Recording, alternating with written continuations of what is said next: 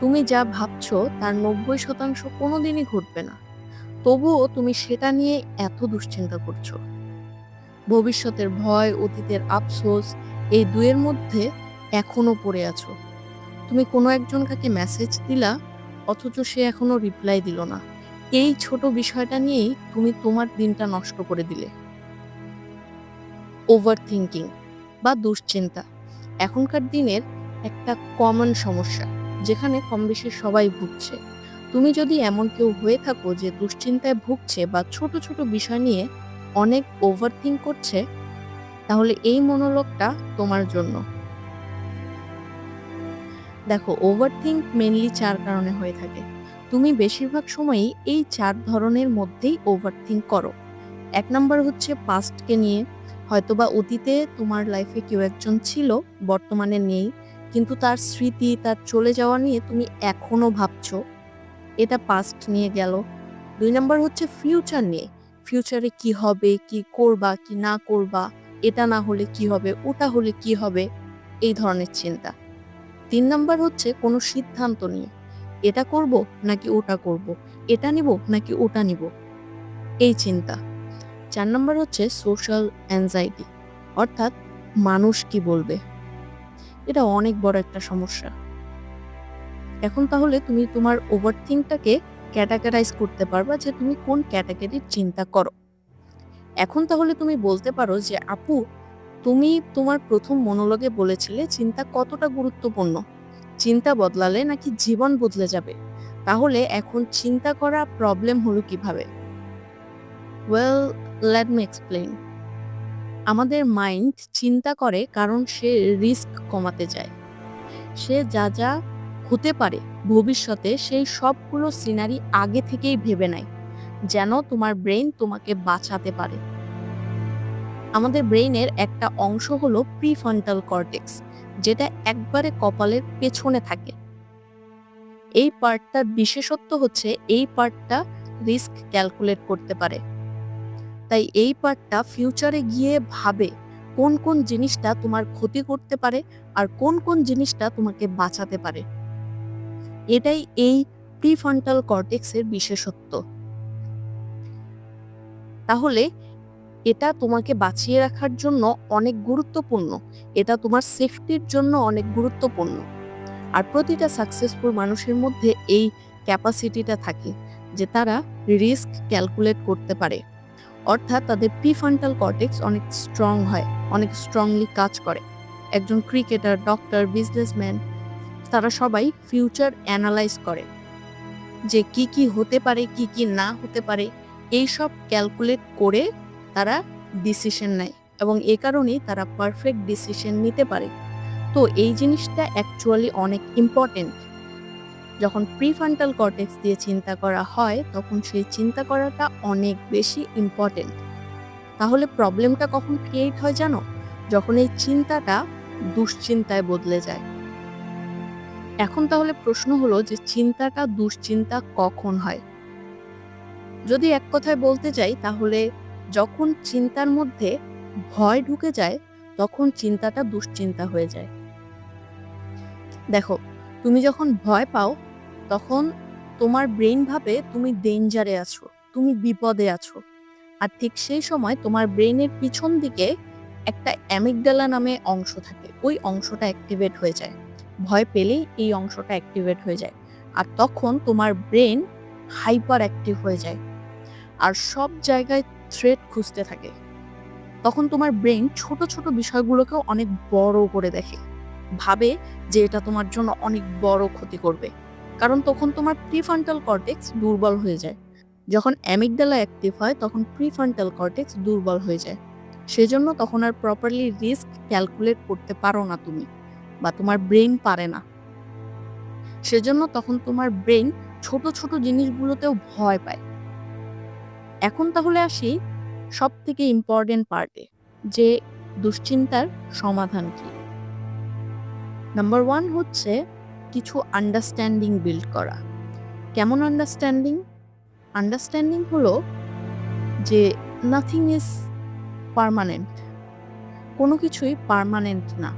তুমি এখন যে বিষয়টা নিয়ে এত চিন্তা করছো, কিছুদিন পরে সেটা আর থাকবে না। তুমি গত ১ বছর আগে যে বিষয়টা নিয়ে এত দুশ্চিন্তা করতা, সেই বিষয়টা কিন্তু এখন আর নেই। তাই না? তো সবকিছুই ইমপার্মানেন্ট। তুমি এখন যেটা নিয়ে চিন্তা করছো ভবিষ্যতে সেটা থাকবে না। আরেকটা যেটা আন্ডারস্ট্যান্ডিং বিল্ড করতে হবে সেটা হচ্ছে পাস্টকে নিয়ে, যে পাস্ট ইজ পাস্ট। সেটা তুমি চেঞ্জ করতে পারবে না।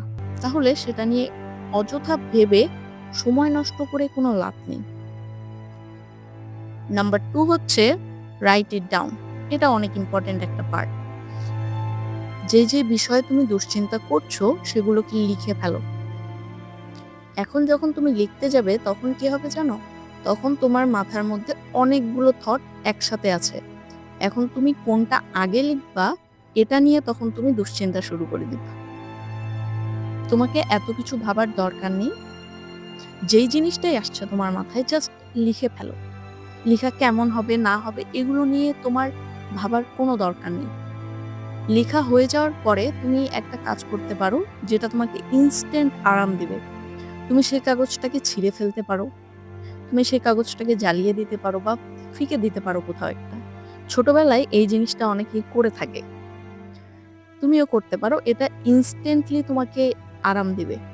কিন্তু তুমি যদি অ্যাডভান্স লেভেলে যেতে চাও, আরো এক লেভেল উপরে যেতে চাও, তাহলে তুমি যেই জিনিসগুলো লিখেছো সেগুলোকে অ্যানালাইজ করতে পারো। যে কোন বিষয়টা নিয়ে তোমার দুশ্চিন্তা হচ্ছে, কেন দুশ্চিন্তা হচ্ছে এবং এগুলোর ব্যাপারে তুমি কি করতে পারো। এই লেখাটার দ্বারা তুমি তোমার থটের কোয়ালিটিও অবজার্ভ করতে পারবে। এটা অ্যাডভান্স লেভেলে তুমি চাইলে করতে পারো। Number 3, focus on present. আরেকটা জিনিস দেখো, এখন যেটা তোমার প্রেজেন্ট, আগামীকালকে সেটা তোমার পাস্ট হয়ে যাবে।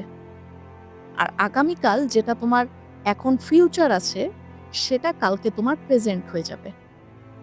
তাহলে পাস্ট, ফিউচার আসলে প্রেজেন্টেরই একটা রূপ। পাস্ট, ফিউচার ক্রিয়েট করে প্রেজেন্ট।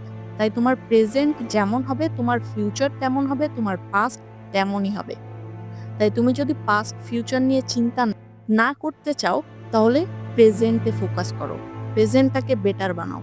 তাহলেই তোমার পাস্ট ফিউচার অটোমেটিক্যালি ভালো হয়ে যাবে। নাম্বার 4 হচ্ছে learn new thing, make your brain busy. একটা লাইন কোথাও আমি একটা শুনেছিলাম, আমার অতটা মনে নেই। সেই লাইনটাতে বলেছিল যে তুমি যদি একটা প্রবলেম থেকে বের হতে চাও তাহলে নিজেকে অন্য একটা প্রবলেমে ঢুকিয়ে দাও। আর এটা কিছু ক্ষেত্রে কাজে দেয়। ওই জিনিসটাই আমি তোমাকে এখানে করতে বলছি।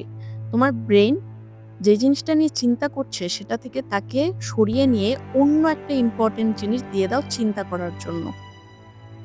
সেটা যে কোনো কিছু হইতে পারে, হয়তোবা কোনো একটা ম্যাথ প্রবলেম, হয়তোবা কোনো একটা ক্রিয়েটিভ কাজ। এখানে অনেক ইম্পর্টেন্ট একটা রোল প্লে করবে ক্রিয়েটিভ কাজ, যেগুলোতে ভাবতে লাগে।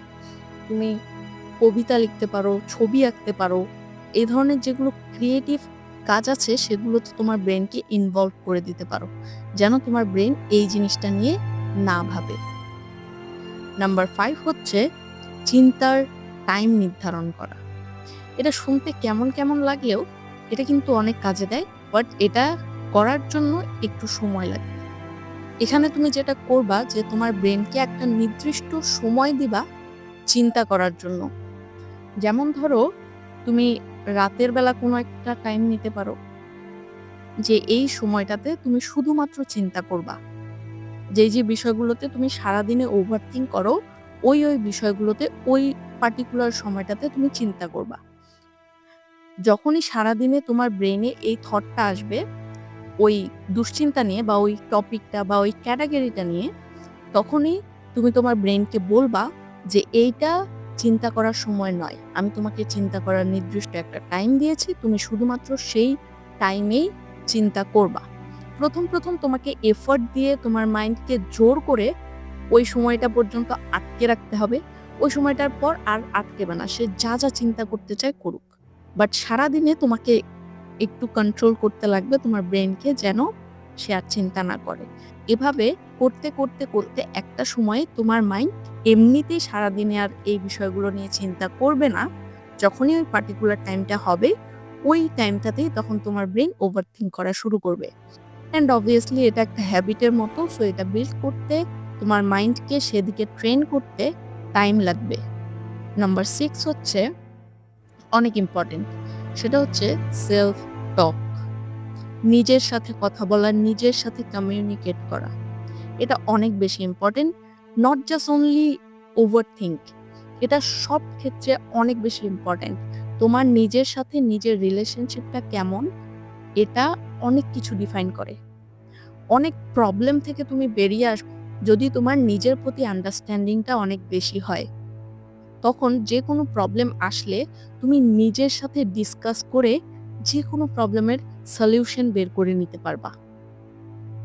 Treat yourself as a best friend. It's work like magic, trust me. So এই ছিল আজকের monologue about overthink. I hope তুমি এই টিপসগুলো ফলো করলে ওভারথিঙ্ক থেকে অনেকটা বের হয়ে আসবা। বাট মেইন থিং হচ্ছে আন্ডারস্ট্যান্ডিং। তোমাকে আন্ডারস্ট্যান্ডিং বিল্ড করতে হবে।